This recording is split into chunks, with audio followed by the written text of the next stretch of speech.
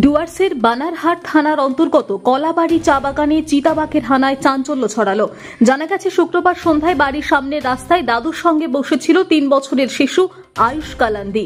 সেই সময় হঠাৎই পার্শ্ববর্তী ঝোপ থেকে একটি চিতাবাঘ বেরিয়ে এসে শিশুটিকে তুলে নিয়ে যায়। শিশুটির দাদু বাঁচানোর চেষ্টা করলেও পারেননি।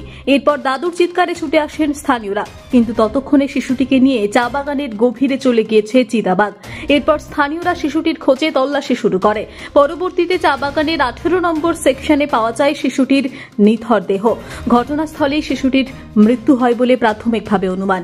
এদিকে খবর পেয়ে ঘটনাস্থলে পৌঁছান বিন্নাগুড়ি বন বিভাগের কর্মীরা। তাদের ঘিরে ক্ষোভে ফেটে পড়েন স্থানীয়রা।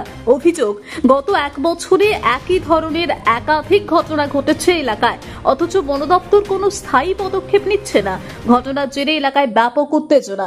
পরিস্থিতি নিয়ন্ত্রণে আনতে ঘটনাস্থলে মোতায়েন করা হয় বানারহাট থানার বিশাল পুলিশ বাহিনী। যদিও রাত পর্যন্ত বন দপ্তরের পক্ষ থেকে কোনো বিবৃতি পাওয়া যায়নি। এদিকে আবারও চিতাবাঘের হানায় প্রাণহানি হওয়ায় চা বাগান এলাকাগুলিতে আতঙ্ক ছড়িয়েছে।